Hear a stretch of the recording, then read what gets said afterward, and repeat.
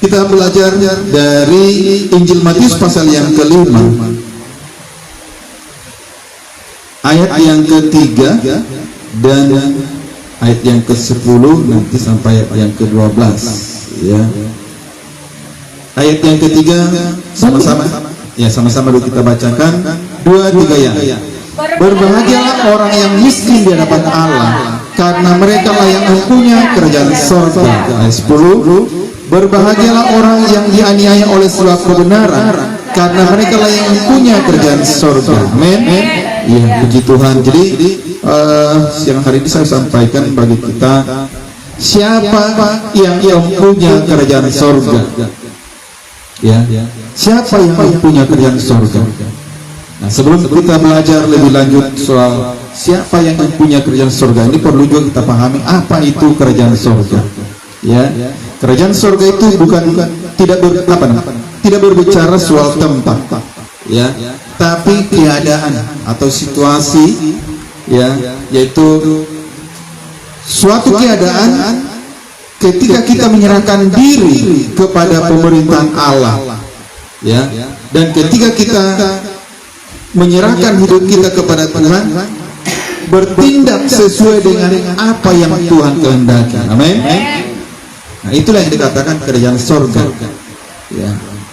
Jadi pastinya ketika kita berada di dalam kerajaan surga, maka kita juga akan menikmati segala fasilitas surgawi. Amin.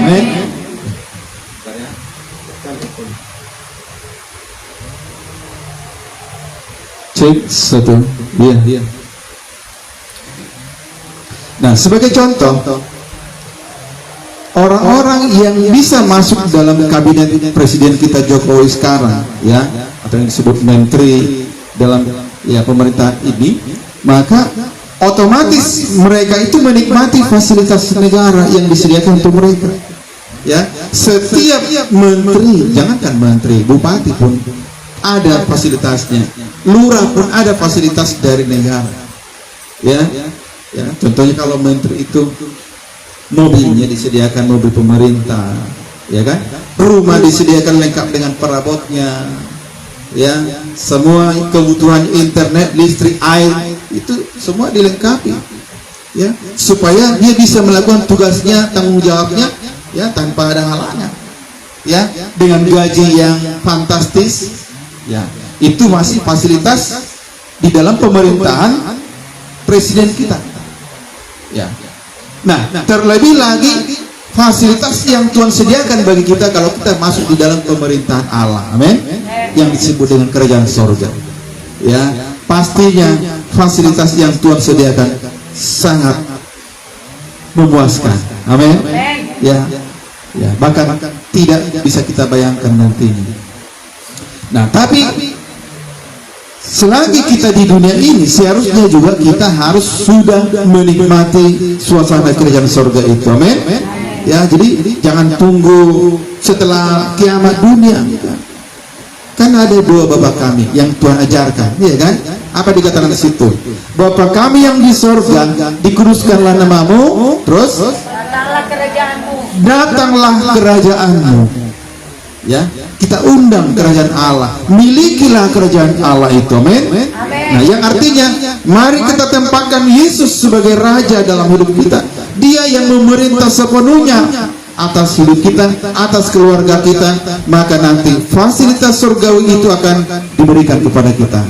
Amin. Nanti kita lihat apa fasilitas surgawi yang Tuhan sediakan bagi kita. Nah, kalau kita lihat, coba dibaca sekali lagi dulu Matius pasal 6 ayat ke-10, itu dua Bapa kami itu, ya. Matius 6 ayat 10 demikian. Mulai ayat 9, karena itu berdoalah demikian, Bapa kami yang di surga, dikuduskanlah namamu, datanglah kerajaanmu, jadilah kehendakmu di bumi seperti di surga. Iya, ini kalau dalam bahasa Indonesia terjemahan baru, ya. Kalau bahasa Indonesia masa kini di sini dikatakan, Engkaulah Raja kami, semoga Engkau memerintah di bumi dan kehendak-Mu ditaati seperti di surga. Nah, jadi kalau berbicara tentang kerajaan surga itu, yang saya katakan tadi itu, pemerintahan Allah ada di bumi, ada di dalam kita, di keluarga kita. Kita berserah sepenuhnya kepada Tuhan. Kita mau dipimpin oleh pemerintahan Allah, yaitu Dia sebagai Raja. Dalam terjemahan lain, ya, firman Allah yang hidup hampir sama, ya. Di sini katakan, kami mohon kiranya kehendak-Mu terlaksana di bumi sama seperti di sorga. Ya. Atau dalam terjemahan sederhana Indonesia, ini satu lagi, ya. Kiranya Engkau datang dan memerintah sebagai Raja, dan biarlah apapun yang Engkau kehendaki terlaksana di dunia ini sama seperti kehendak-Mu selalu terlaksana di sorga. Nah, jadi kembali saya katakan, pengertian kerajaan sorga itu di sini bukan soal tempat di sorga di mana, enggak, ya. Ya. Tapi soal bagaimana kita menempatkan diri atau memasuki suasana Allah memerintah sepenuhnya. Amin. Ya, jadi sekarang saya katakan tadi, selagi kita di dunia ini pun kita harusnya sudah menikmati kerajaan sorga, ya, supaya tidak percuma kita menjadi orang Kristen yang artinya pengikut Kristus. Amin. Saya katakan tadi, pengikut Jokowi aja menikmati kemewahan, ya kan? Masa pengikut manusia, ya, bisa menikmati kemewahan sementara anak Tuhan juga? Berarti kita belum sepenuhnya memasuki kerajaan Allah itu, ya. Nah, kita lihat apa yang kita nikmati di dunia ini, atau apa yang kita nikmati sebagai kerajaan sorga itu, warga kerajaan sorga, dalam Roma 14 ayat 17. Roma 14 ayat 17, ya. Demikian firman Tuhan. Ayat 17, sebab kerajaan Allah bukanlah soal makanan dan minuman, tetapi soal kebenaran, damai sejahtera dan sukacita oleh Roh Kudus. Amin. Iya. Jadi soal kerajaan surga itu bukan soal perkara jasmani, makanan dan minuman, tapi soal perkara rohani, yaitu apa? Yang pertama, kebenaran. Ya. Dalam Yohanes 17 dikatakan kebenaran itu adalah firman Tuhan. Berarti hidup dalam kebenaran berarti hidup sesuai dengan firman Tuhan. Ya. Hidup artinya kita bergerak, bekerja sesuai dengan semestinya, atau mengalami kehidupan, ya, dalam keadaan tertentu. Nah, jadi kalau dikatakan hidup dalam kebenaran, berarti kita bergerak atau bekerja sesuai dengan tuntutan firman. Hidup dengan benar, berbicara atau berkata-kata dengan benar, gak ada lagi bohong-bohong, ya, gak ada lagi dusta. Yohanes 8:44 dikatakan, iblislah yang menjadi bapamu ketika kita berbohong, berdusta. Nah, jadi kalau hidup dalam kebenaran, ya, pertama tadi berbicara, berkata-kata dengan benar, ya, dengan baik, tidak ada lagi keluar kata-kata kotor, kata-kata yang memaki-maki, membentak istrinya, atau istri membentak suami, ya kan? Atau sesama sesama teman, ya. Kemudian bertindak dengan benar, berpikir dengan benar. Amin. Ya, gak ada lagi pikiran-pikiran kotor, pikiran najis. Itu yang dikatakan hidup dalam kebenaran, ya, sesuai dengan firman. Yang kedua tadi apa? Damai sejahtera, ya. Kerajaan sorga itu berbicara, tadi dikatakan bukan soal makanan dan minuman, tetapi yang pertama soal kebenaran, yang kedua damai sejahtera. Damai artinya aman, tentram, tenang, ya. Jadi kalau keluarga kita aman, damai, tentram, itulah suasana surga. Amin. Mungkin secara ekonomi kita pas-pasan, bahkan mungkin bisa berkekurangan, tapi kalau di dalamnya ada kedamaian, suami istri bisa tertawa bersama, minum kopi bersama, ya, bisa bercanda dengan anak, itulah suasana surga. Amin. Dibanding dengan orang kaya sana selalu stres, ya kan? Suami istri selalu berantem. Kalau di rumah dua-dua, satu di depan, satu di belakang di dapur. Bagaimana katakan tadi, kalau di kamar saling membelakangi. Kalau kami berpelukan. Amin. Ya. Jadi bukan masalah harta, ya, masalah damai sejahtera. Untuk apa banyak uang, harta berlimpah, tapi tidak ada damai? Kita lihat anak-anak gelandangan itu, tidak selamanya mereka karena masalah ekonomi, enggak. Banyak di situ orang kaya, tapi karena di rumah selalu ada pertengkaran, dia enggak tenang di rumah. Jadi banyak anak-anak jadi gelandangan atau namanya anak-anak pang itu ingin mencari kedamaian sendiri karena di rumah mereka tidak ada damai. Amin. Nah, jadi ini yang kita kejar, ya, suasana surga. Jadi yang kedua itu damai sejahtera. Ini yang harus kita miliki, ya. Dari mana datangnya damai? Ya, Yesaya 32 yang ke-17. Yesaya pasal 32 ayat yang ke-17. Di mana ada kebenaran, di situ tumbuh damai sejahtera, dan akibat kebenaran ialah ketenangan, dan ketenangan untuk selama-lamanya. Iya, ketentraman, ya. Di mana ada kebenaran, apa tadi kebenaran? Firman. Firman tuh, firman Tuhan. Jadi kalau ada firman Tuhan, ada firman Tuhan hari ini. Ya, saya sedang menyampaikan firman Tuhan dan jemaat Tuhan sedang mendengarkan firman Tuhan. Ketika kita terima firman Tuhan, ada ketenangan dalam hati kita. Ya, maka apapun yang ada di rumah mungkin dan istilahnya berkekurangan dan sebagainya, kita bisa tenang menghadapinya. Amin. Masalah besar pun kalau hati kita tenang, ada damai, itu bisa kita selesaikan. Ya, tapi masalah kecil saja kalau tidak damai hatinya bisa berubah menjadi masalah besar. Ya. Akhirnya terjadi pertengkaran yang hebat. Ya, suami istri bertengkar, ya kan? Lanjut lagi dengan anak, lanjut lagi dengan tetangga, ya kan? Nah, jadi kalau ingin damai, milikilah firman Tuhan. Kalau ingin damai sejahtera, ya, carilah firman Tuhan. Ya.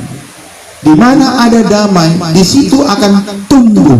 Kata tumbuh dipakai berarti otomatis, ya, langsung tumbuh mengeluarkan damai sejahtera. Dan dikatakan di sini akibat kebenaran ialah ketenangan.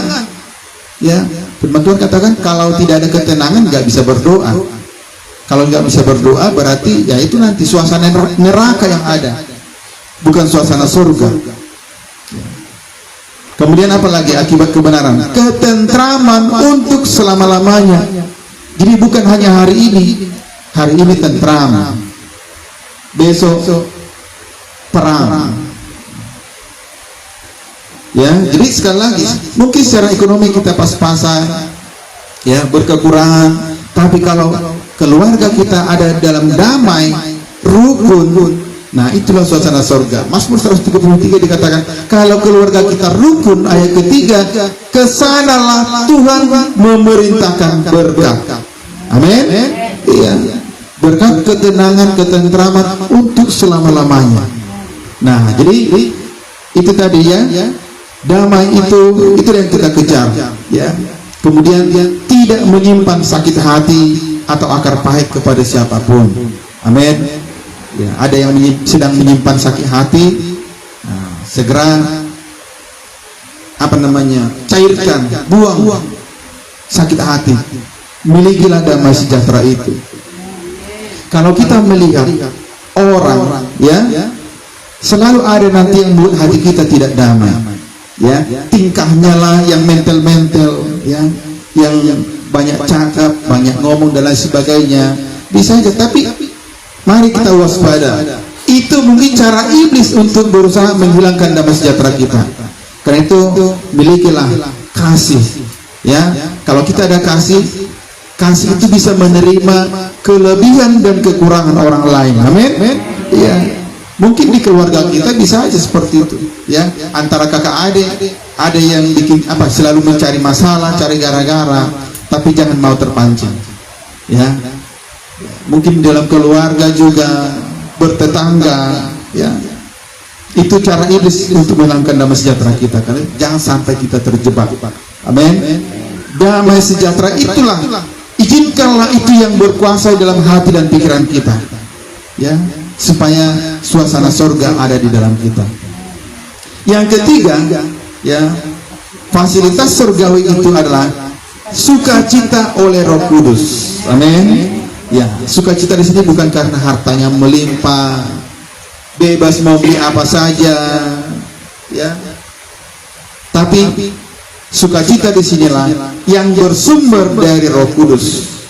Ya, kalau dalam Galatia 5:22-23 itu sukacita itu merupakan salah satu buah dari Roh Kudus.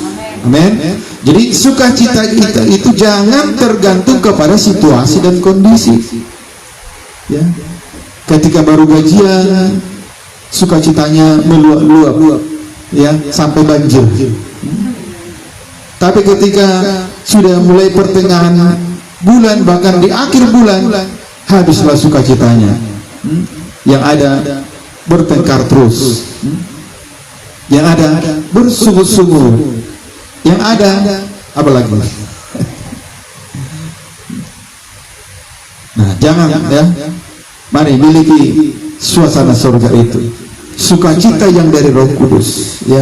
Jadi bukan karena harta, itu sifatnya hanya sementara, ya. Seperti tadi, kalau seberapapun gaji kita, ya, itu akan habis. Amin. Iya. Nah, kembali tadi tema yang saya berikan itu, siapa yang empunya kerjaan surga, ya. Nah, kembali dalam Matius pasal 5 ayat 3 dan 10 tadi, ada dua hal di sini yang menjadi syarat menerima kerajaan Allah itu.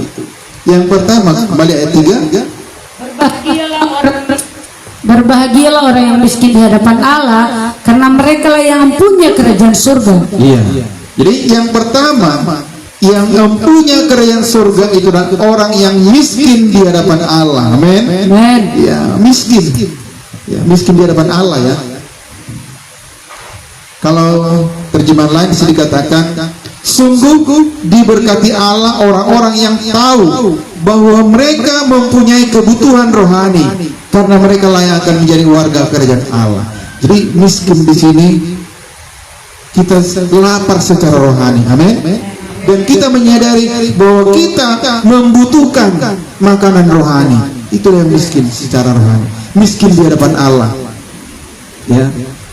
Nah, jadi inilah yang kita kejar, ya. Kalau memang kita ingin masuk ke dalam surga, maka milikilah hati yang seperti ini. Berarti kalau lapar secara rohani, selalu ingin makan secara rohani. Apa makanan kita secara rohani? Firman atau ibadah. Kalau ingin memiliki kerajaan surga itu, mari tunjukkanlah rasa lapar kita akan makanan rohani itu. Tunjukkanlah sikap miskin di hadapan Allah. Amin.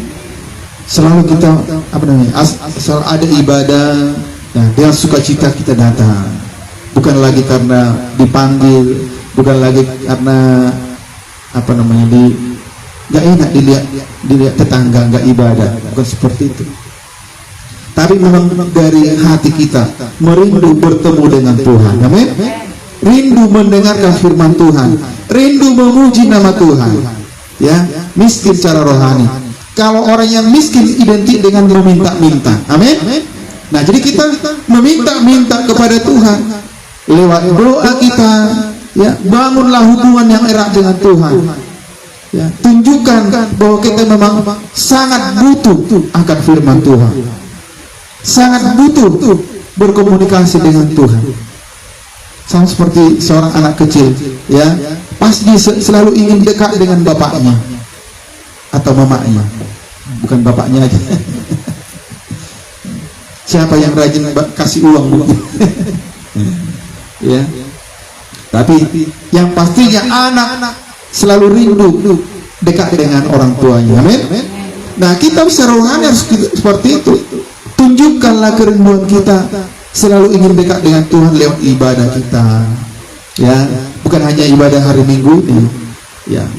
Bangunlah ibadah di rumah masing-masing. Amin. Ya, apakah itu malam hari, apakah itu pagi hari, ya. Bangun hubungan dengan Tuhan. Baru dibaca Alkitabnya. Nah, itu nanti yang membuat kita layak menerima kerajaan surga itu. Ya, jadi harus ada bayar harga di situ. Amin. Nah, seperti kan beribadah itu kan bayar harga. Bagaimana kita harus duduk seperti ini, ya kan? Atau jam-jamnya, ya harusnya ada yang jam kerja, tapi enggak lah. Tuhan sudah berikan kita 6 hari kerja. Amin. 1 hari untuk memuji Tuhan. Dan itu pun enggak ada 1 hari, ya kan? Paling berapa jam lah? Enggak sampai kita 2 jam di sini. Amin. Iya. Nah, mari ya kita tunjukkan lapar kita secara rohani kepada Tuhan. Ya, kita bayar harga untuk itu. Ya. Dan banyak. Memang kalau kita ditanya, mau masuk surga? Pasti semua mau masuk surga, iya kan? Tapi mau nggak bayar harga untuk itu? Ya. Buktinya adanya yang sekalipun dekat gereja rumahnya tapi nggak ibadah. Ya. Karena tidak mau bayar harga. Kenapa? Karena memang dia tidak merasa lapar. Dia tidak merasa butuh, karena sudah merasa kaya. Tapi kayanya secara jasmani. Dalam kitab Wahyu dikatakan, karena kamu tidak tahu bahwa kamu melarat, buta, malang, dan telanjang. Kaya dia secara jasmani, tapi di hadapan Tuhan dia sangat miskin. Tapi beda dengan miskin yang ini ya. Yang di sini katakan sadar bahwa dia berkebutuhan akan kerohanian itu. Ya. Nah, yang kedua tadi, ya, siapa yang bisa memiliki kerajaan surga itu, ayat yang ke-10. Berbahagialah orang dianiaya oleh sebab kebenaran, karena merekalah yang mempunyai kerajaan surga. Nah, yang kedua, yang bisa memiliki kerajaan Allah itu atau kerajaan surga itu adalah orang-orang yang rela teraniaya oleh sebab kebenaran. Amin. Mau seperti yang katakan tadi, mau bayar harga untuk itu. Dianiaya oleh sebab kebenaran. Jangan dianiaya karena kita mencuri, kan? Banyak orang dianiaya bahkan mati karena begal. Ya, ketahuan dia mencuri, ketahuan begal, akhirnya dianiaya di situ. Bukan seperti itu. Ini dianiaya oleh sebab kebenaran. Artinya bayar harga untuk mendapatkan kerajaan surga itu. Bayar harga untuk mendapatkan kebenaran itu. Itu nanti yang Tuhan lihat. Ih, anakku ini jemaat Tanjung Bunda, begitu giatnya mereka, begitu rindunya mereka akan kebenaran itu. Amin. Nah, jadi masuk surga itu atau memiliki kerajaan surga itu bukan enak-enak. Ya, harus mau bayar harga, mau menderita. Dan sebenarnya kalau kita pikir-pikir, ya, kita sekarang ini belum ada menderita untuk kebenaran, iya kan? Dari Sungai Daun pun belumlah menderita, ya. Walaupun yang ada yang ngantuk-ngantuk, bisanya tidur di mobil. Dan baru berapa kali, ya.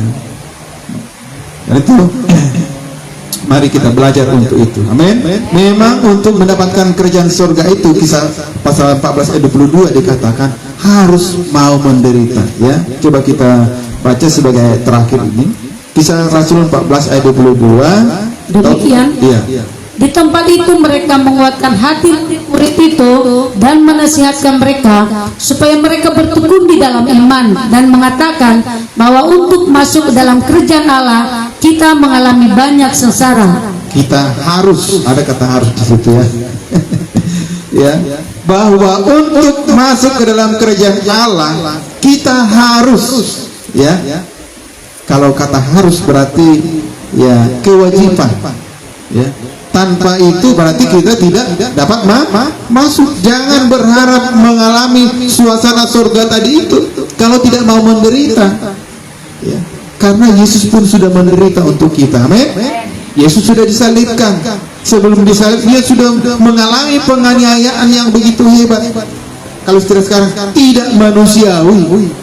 Itulah yang Tuhan alami. Bahkan dia dianggap sebagai penjahat kelas kakap karena dia mati disalib. Orang yang disalibkan itu adalah kategori untuk penjahat kelas kakap, para pemberontak negara, ya, atau penjahat yang sangat apalah kejahatannya. Tapi itu yang diterapkan kepada Yesus. Jadi Yesus dianggap penjahat kelas kakap itu.